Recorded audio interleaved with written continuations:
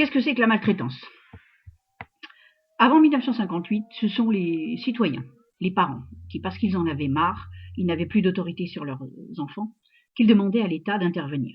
Donc l'État grondait, etc.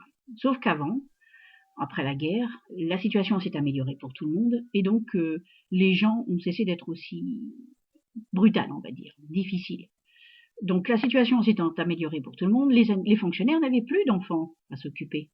Donc en 1958, par décret, alors même que le gouvernement de De Gaulle venait à peine de s'installer, en décembre 58, ils ont créé l'article 375 du Code civil. C'est-à-dire qu'ils ont fait passer la maltraitance du pénal vers le civil, alors que ça n'aurait jamais dû changer le pénal. Pourquoi? La maltraitance, c'est pas la victime qui est coupable, c'est le maltraitant. Et le maltraitant, c'est lui qui doit être puni, pas l'enfant.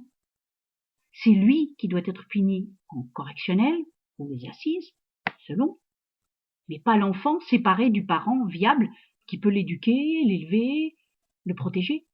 Donc en 1958, ils ont déjà inversé tout notre droit, rien que par cet article, l'article 375 du Code civil, qui ne donne aucune définition de la maltraitance. Il donne 3 domaines, la santé, la sécurité et la moralité, c'est-à-dire que ça ne veut rien dire. Ils ont ainsi, en définissant, et avec ces 3 mots, ils ont défini tous les enfants comme étant à prendre, puisqu'ils ne définissent pas l'enfant maltraité.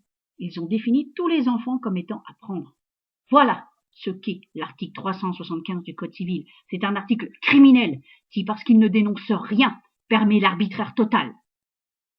Et ça, bien évidemment, en droit français, c'est aussi illégal. Un article doit être clair pour pouvoir être appliqué.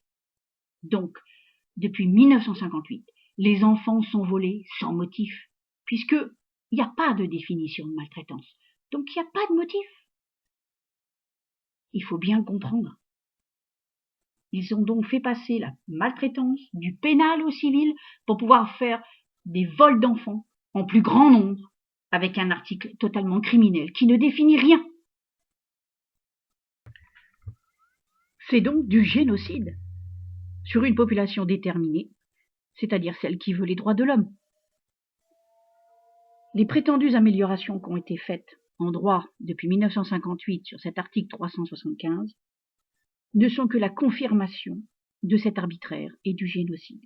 N'importe quelle accusation peut tenir devant un juge pour enfants, car c'est du génocide. L'argent, les subventions, ne sont que le moyen de faire tenir la machine de manière totalement criminelle par les sociaux, les juges, les fonctionnaires, etc., qui, bien évidemment, ne renoncent pas à appliquer des ordres hors la loi.